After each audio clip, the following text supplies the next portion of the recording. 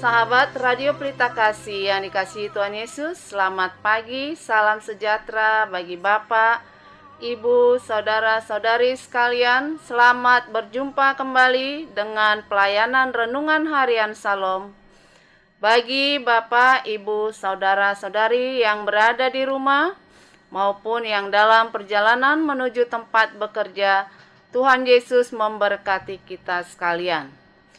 Saya, Nyonya Marbun Sintua Melkida Boru Panggabean, dengan sukacita akan melayani Bapak, Ibu, saudara-saudari sekalian sebagai pelayan pendamping pembawa renungan. Renungan di pagi hari ini dibawakan oleh Pendeta Sahat Parulian Nababan STH dari HKBP Kernolong, Resort Jakarta. Baiklah, kita awali ibadah pagi ini dengan doa yang dibawakan oleh pembawa renungan.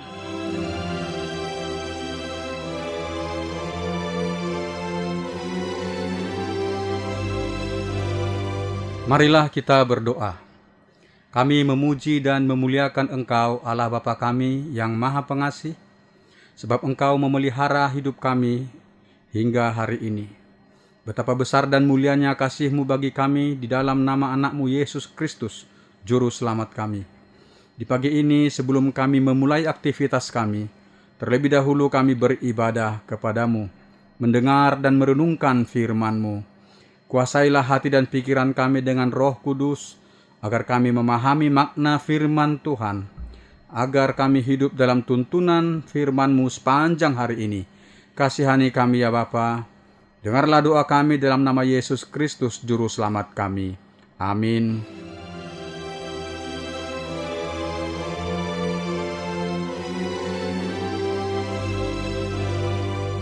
Bapak, Ibu, saudara-saudari yang dikasihi Tuhan Yesus Kristus, yang mendengarkan siaran Radio Pelita Kasih di pagi hari ini, renungan bagi kita hari ini tertulis dalam kitab Nabi Yeremia 50 ayat 1 sampai 7. Yeremia 50 ayat 1 sampai 7, beginilah firman Tuhan. Firman yang disampaikan Tuhan dengan perantaraan Nabi Yeremia mengenai Babel, mengenai negeri orang-orang Kasdim.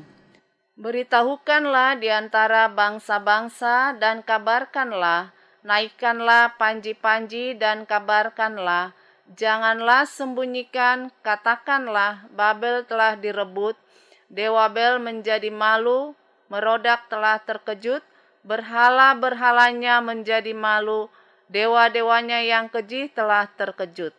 Maka suatu bangsa maju menyerangnya dari utara, membuat negerinya menjadi tempat tandus, tidak ada lagi yang diam di dalamnya, baik manusia maupun binatang, semuanya lari lenyap. Pada waktu itu dan pada masa itu, demikian firman Tuhan, orang Israel akan datang bersama-sama dengan orang Yehuda. Mereka akan berjalan sambil menangis dan mencari Tuhan Allah mereka. Mereka menanyakan jalan ke Sion. Kesanalah mereka terarah. Marilah kita menggabungkan diri kepada Tuhan, bergabung dalam suatu perjanjian kekal yang tidak dapat dilupakan. Umatku tadinya seperti domba-domba yang hilang. Mereka dibiarkan sesat oleh gembala-gembalanya, dibiarkan mengembara di gunung-gunung. Mereka berjalan dari gunung ke bukit sehingga lupa akan tempat pembaringannya. Siapapun yang menjumpai mereka memakan habis mereka. Dan lawan-lawan mereka berkata, kami tidak bersalah, karena mereka telah berdosa kepada Tuhan, tempat kebenaran Tuhan, pengharapan nenek moyang mereka. Demikian firman Tuhan. Ayat pembimbing bagi kita adalah dari ayat 3. Maka suatu bangsa maju menyerang dari utara, membuat negerinya menjadi tempat tandus.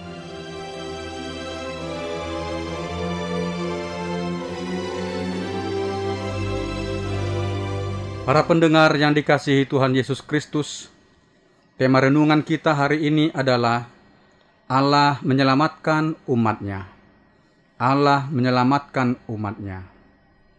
Tema ini berpedoman ke ayat yang ketiga yang mengatakan, maka suatu bangsa maju menyerangnya dari utara, membuat negerinya menjadi tempat tandus. Tidak ada lagi yang diam di dalamnya, baik manusia maupun binatang, semuanya lari lenyap. Para pendengar yang dikasihi Tuhan Yesus Kristus, nas renungan hari ini berisikan nubuatan, tindakan hukuman Allah terhadap kerajaan Babel. Dan di dalamnya dinyatakan juga kasih Allah bagi umatnya, Yehuda dan Israel, bahwa mereka akan beroleh kesempatan untuk kembali ke negeri yang mereka rindukan, Yerusalem, atau dalam nas ini disebut Sion. Kerajaan Babel pernah mencapai puncak kejayaannya sebagai suatu kerajaan yang sangat besar dan kuat. Di bawah pimpinan Raja Nebukadnezar, Babel telah memenangkan banyak peperangan besar. Kerajaan Mesir yang besar dan kuat pun telah ditaklukkan Babel. Kerajaan Yehuda dengan mudah dikuasai dan ditaklukkan. Pada penaklukan yang pertama, ribuan orang Yehuda terbunuh. Raja Yoyakin bersama 18.000 orang Yehuda terdiri dari para pegawai istana, para pemuka, para imam, orang-orang muda yang cakap pintar, dan para prajurit yang tangkas, para ahli bangunan dan tukang besi diangkut ke Babel sebagai tawanan. Penaklukan dan pembuangan itu adalah hukuman Tuhan atas dosa mereka, antara lain menyembah berhala, melakukan ketidakadilan, kecurangan, menindas orang miskin dan lemah, berzinah, dan lain-lain. Itu dapat kita baca dalam kitab 2 Raja-Raja pasal 24 ayat 14 sampai dengan ayat 17. Meski berulang kali Nabi bernubuat atas perintah Allah memanggil mereka untuk bertobat dan kembali mempercayai Allah dan menaati perintah Allah, namun mereka tidak mau bertobat. Mereka mengejek, menganiaya Nabi, bahkan ada Nabi yang dibunuh. Nabi Yeremia beberapa kali mengalami penganiayaan dan ancaman pembunuhan, dan Nabi Uria dibunuh oleh Raja Yoyakim. Tertulis dalam kitab Yeremia pasal 26 ayat pertama hingga ayat yang ke-24. Sedekia diangkat menjadi raja memerintah umat yang tersisa di Yerusalem. Kekuasaannya di bawah pengawasan Babel dan hidup mereka menderita.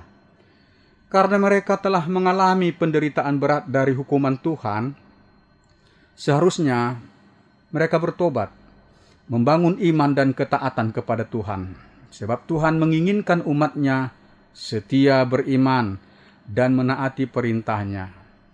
Tetapi Raja Sedekia dan bangsa Yehuda kembali berbuat dosa seperti di masa Yoyakin. Pada tahun ke-9 pemerintahan Sedekia, Nebukadnezar menyerang Yerusalem lagi. Raja Sedekia dan ribuan orang Yehuda dibunuh, dan ribuan orang Yehuda lainnya diangkut ke Babel sebagai tawanan, dan kota Yerusalem dihancur leburkan. Kerajaan Babel dipakai Allah untuk menghukum umatnya. Dengan hukuman itu Allah mengharapkan umatnya akan menyadari kesesatan mereka dan kembali kepada Allah, menjadi umat yang beriman yang teguh dan menaati perintah Allah. Para pendengar yang dikasihi Tuhan Yesus Kristus, pembuangan yang telah dialami oleh bangsa Israel menjadi perenungan bagi kita dan mengingatkan kita bahwa Allah menginginkan agar kita berlaku setia, beriman kepada Allah, dan setia memperhatikan dan mempedomani firman-Nya dalam perilaku hidup kita.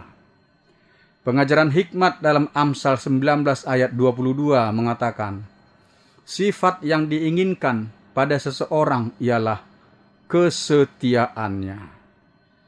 Dalam kehidupan kita di dunia ini, kita menghadapi berbagai tipu daya iblis yang mencobai dan hendak menyesatkan kita, agar kita berbalik dari Allah lalu menyembah iblis atau roh-roh dunia, untuk meminta berkat pertolongan dan keselamatan. juga agar kita menentang perintah Allah dengan melakukan berbagai kecurangan, tipu daya, kejahatan, kecemaran, dan berbagai dosa. Tetapi kita harus menyadari bahwa jika kita berbalik dari Allah dan mengabaikan perintahnya, maka kita akan menanggung murka Allah sebagai ganjaran atas ketidaksetiaan dan pemberontakan kita. Sebab dosa membangkitkan murka Allah, dan upah dosa adalah maut. Karena itu kita harus bertekun membangun iman pengharapan yang teguh kepada Allah, dan senantiasa taat melakukan perintah-perintah Allah, melakukan keadilan, kebenaran, kejujuran, kasih, dan kebaikan kepada sesama, mewujudkan damai sejahtera dan hidup di dalam kekudusan. Hidup kita harus memuliakan dan menyenangkan hati Tuhan. Pesan firman Tuhan dalam Amsal 16 ayat 20 mengatakan, "Siapa yang memperhatikan firman akan mendapat kebaikan, dan berbahagialah orang yang percaya kepada Tuhan." Para pendengar yang dikasihi Tuhan Yesus Kristus, firman Tuhan yang tertulis dalam kitab Pengkhotbah 3 ayat 11 mengatakan, "Tetapi manusia tidak dapat menyelami pekerjaan yang dilakukan Allah dari awal sampai akhir." Dan dalam surat Roma 11 ayat 33 dikatakan, "Oh, alangkah dalamnya kekayaan hikmat dan pengetahuan Allah. Sungguh tak terselidiki keputusan-keputusannya, dan sungguh tak terselami jalan-jalannya." Nabi Yeremia telah menubuatkan bahwa setelah 70 tahun dalam pembuangan itu, bangsa Yehuda akan kembali ke Yerusalem. Bagaimana Allah menggenapi janjinya? Apakah karena Yehuda telah mampu melawan dan melepaskan diri dari kuasa Babel? Bukan demikian cara Tuhan membebaskan umatnya. Tetapi Tuhan memakai kekuatan kerajaan Persia yang dipimpin oleh Raja Kores menaklukkan Babel. Hal itu karena Allah murka terhadap Babel. Sebab Babel menyombongkan kekuasaan dewa Bel dan dewa Merodaknya, yang menganggap kekuasaan Allah bangsa Yehuda takluk terhadap dewa Bel dan Merodak. Padahal takluknya Yehuda terhadap Babel adalah karena Allah menghukum umatnya atas dosa-dosa mereka, bukan karena dewa Bel dan Merodak yang lebih berkuasa. Dalam penaklukan Babel ini terkandung juga rencana agung Allah mewujudkan kelepasan bagi umatnya Yehuda. Mereka mendapat peluang kelepasan untuk kembali ke Yerusalem. Dalam kitab Esra pasal pertama ayat 1-4 dikatakan, "Pada tahun pertama zaman Kores, Raja Persia, Tuhan menggerakkan hati Kores, Raja Persia itu, untuk menggenapkan firman yang diucapkan oleh Yeremia, sehingga disiarkan di seluruh kerajaan Kores secara lisan dan tulisan pengumuman ini. Beginilah perintah Kores Raja Persia. Segala kerajaan di bumi telah dikaruniakan kepadaku oleh Tuhan Allah semesta langit. Ia menugaskan aku untuk mendirikan rumah baginya di Yerusalem yang terletak di Yehuda. Siapa di antara kamu yang termasuk umatnya, Allahnya menyertainya.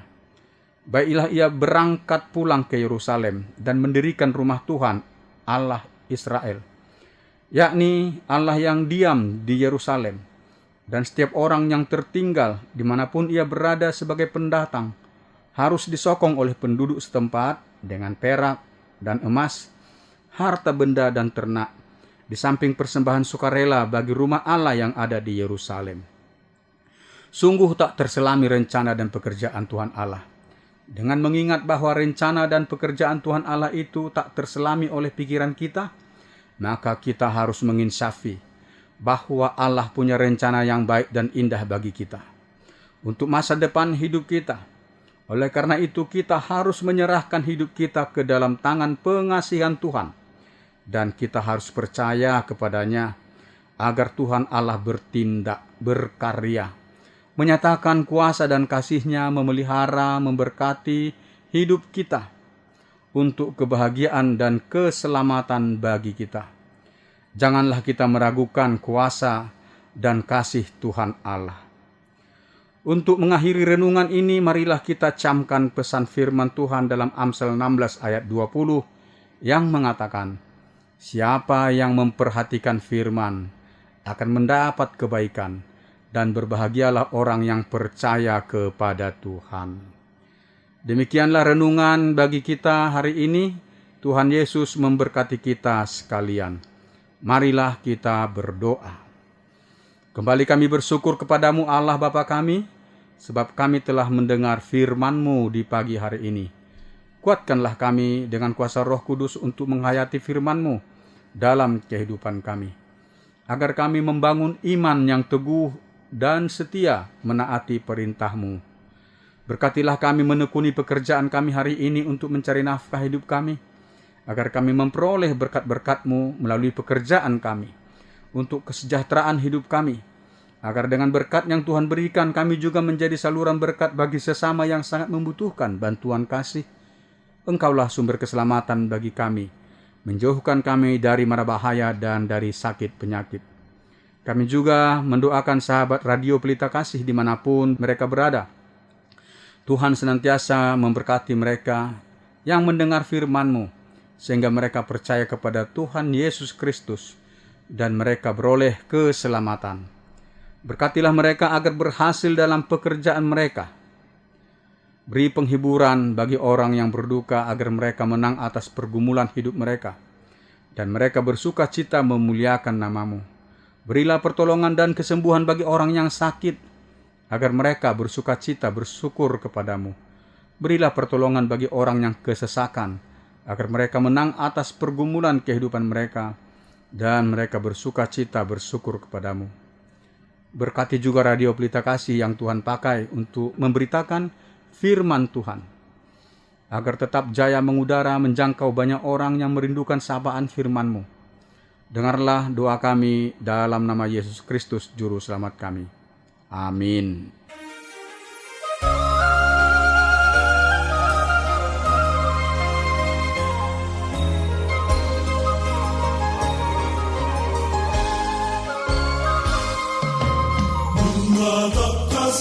Di mata Hananin yakni Tuhan Jehovah debata Moronain sonang jalan amaludo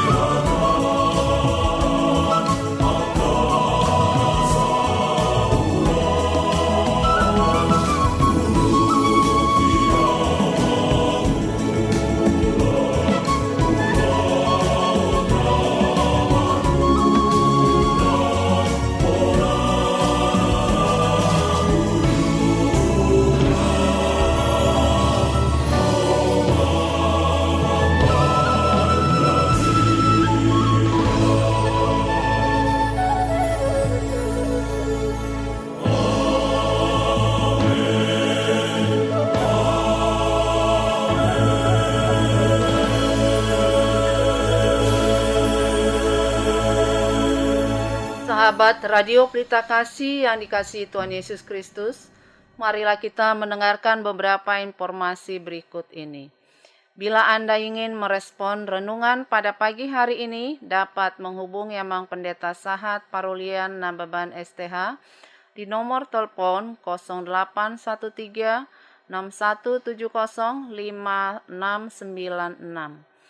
Jika sahabat Radio Pelita Kasih ingin mendengarkan ulang renungan ini, dapat mendengarkan melalui YouTube channel HKBP Kernolong. Renungan Harian Salom. Renungan Harian Salom ditulis oleh para hamba Tuhan dari berbagai gereja, saat ini didistribusikan melalui online. HKBP Kernolong memiliki ruang serbaguna berkapasitas 350 kursi, bisa dibagi menjadi 100 kursi, 150 kursi, dan 200 kursi. Bagi yang membutuhkan dapat menghubungi Ibu Sinurat di nomor telepon 021 390 9785 atau 0813 8614 2835. 2. Ibu Sintua Nyonya Lumban Raja Boru Situmorang di nomor telepon 0821 1470 7797.